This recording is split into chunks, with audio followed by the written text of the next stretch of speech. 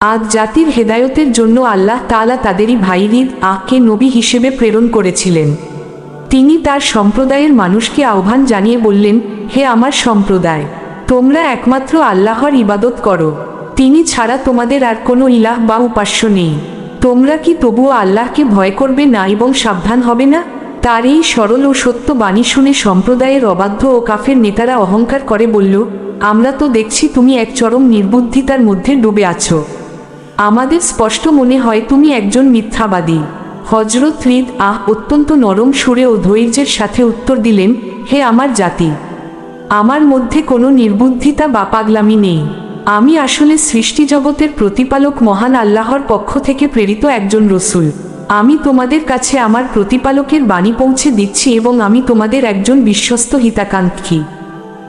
তিনি তাদের বোঝানোর জন্য আরও বললেন, তোমাদের কি খুব বিস্ময় লাগছে যে তোমাদেরই মধ্য থেকে একজনের মাধ্যমে তোমাদের প্রতিপালকের পক্ষ থেকে সতর্কবার্তা ও উপদেশ এসেছে? তোমরা কি সেই দিনের কথা ভুলে গেলে যখন আল্লাহ তোমাদের নূহের সম্প্রদায়ের পর পৃথিবীতে স্থলাভিষিক্ত করেছিলেন? শুধু তাই নয়, শারীরিক গঠন ও শক্তিতে তিনি তোমাদের অন্য সবার চেয়ে অনেক বেশি সমৃদ্ধ ও শক্তিশালী করেছেন। অতএব তোমরা আল্লাহর সেই সব অনুগ্রহ স্মরণ করো যেন তোমরা সফলকাম হতে পারো।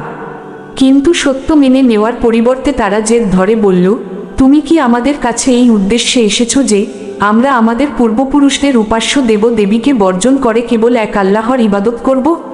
ঠিক আছে, তুমি যদি সত্যিই সত্যবাদী হও তবে আমাদের যে শাস্তির ভয় দেখাচ্ছ তা নিয়ে এসো। হযরত ঈদ-আহ বললেন, তোমাদের অবাধ্যতার কারণে তোমাদের প্রতিপালকের পক্ষ থেকে শাস্তি ও গব নির্ধারিত হয়ে গেছে। তোমরা কি আমার সাথে এমন কিছু কাল্পনিক দেব দেবীর নাম নিয়ে বিতর্কে লিপ্ত হতে চাও যা কেবল তোমরা আর তোমাদের পূর্বপুরুষেরাই সৃষ্টি করেছ? অথচ আল্লাহ এগুলোর পক্ষে কোনো প্রমাণ বা দলিল পাঠাননি। ঠিক আছে, তবে তোমরাও শাস্তির জন্য অপেক্ষা করো, আমিও তোমাদের সাথে অপেক্ষা করছি। অবশেষে যখন আল্লাহর আযাব নেমে এলো তখন আল্লাহ তাআলা তার অশেষ অনুগ্রহে হযরত ঈদ-আহ এবং তার সঙ্গী ঈমানদারদের রক্ষা করলেন। আর যারা আল্লাহর নিদর্শনকে অস্বীকার করেছিল এবং আল্লাহর প্রতি বিশ্বাস স্থাপন করেনি তাদের সমূলে ধ্বংস ও নির্মূল করে দেওয়া হলো। সূরা আরাফ 65-72।